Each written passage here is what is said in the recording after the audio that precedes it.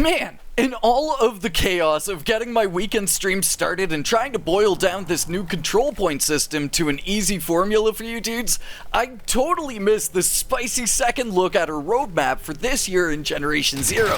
So, what's going on everyone? My name's Tenebris Infinite, and today let's talk about this roadmap and what's hinted ahead for us. So, the hugest thing, we're getting a skill respec here in the first half of 2022.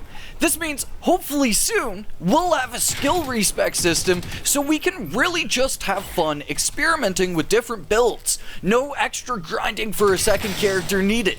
This is a very long-awaited feature, one that I think will benefit both older players looking for variety in their gameplay and newer players who maybe spent their skill points on unnecessary skills.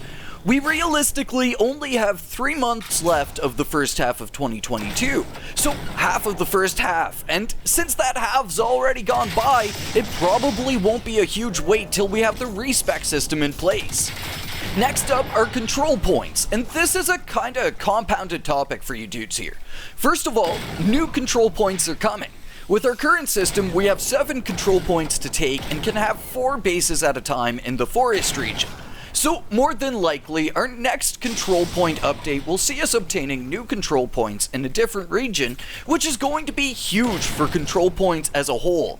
We'll probably see a similar deal pop up in a future region where we'll have a handful of control points to choose from, and then a couple bases we could build. And for this, I want to know, what region would you dudes like to see control points pop up in next? For myself, I'd like to see marshlands happen. There's so many cool spots and maybe even coastal locations we could build at. The control points and us expanding our bases across the map, I think are going to be super fun, repeatable activities we'll be able to engage in, and that can be expanded on greatly as we go along here. But that leads us to the kinda more disappointing news of today. The title feature of the base assault update, at this point, appears to not be working correctly. Usually, when there's a big addition to GZ, there's a few rough edges to be worked out still. And so it seems, after your first base, none more will spawn, at least for now. I still have to keep track of community reports and stuff here, but I do believe this affects all versions. If console players could maybe vouch in here for how many Phoenix bases they've seen though, it would be a great help. So, for now, your best bet is to keep the free Tylovden base and then get one other Phoenix base if possible afterwards. I'm really hoping we can see a fat hotfix come out this month. There are a bunch of things that were missed out in the latest update, like the HEDP schematics, missing safe houses, and now seemingly base assaults themselves. All ears and eyes will be out for that as we go on, but still, I think the base assault update was very ambitious, and possibly, at least in scale, one of the biggest updates we've ever seen.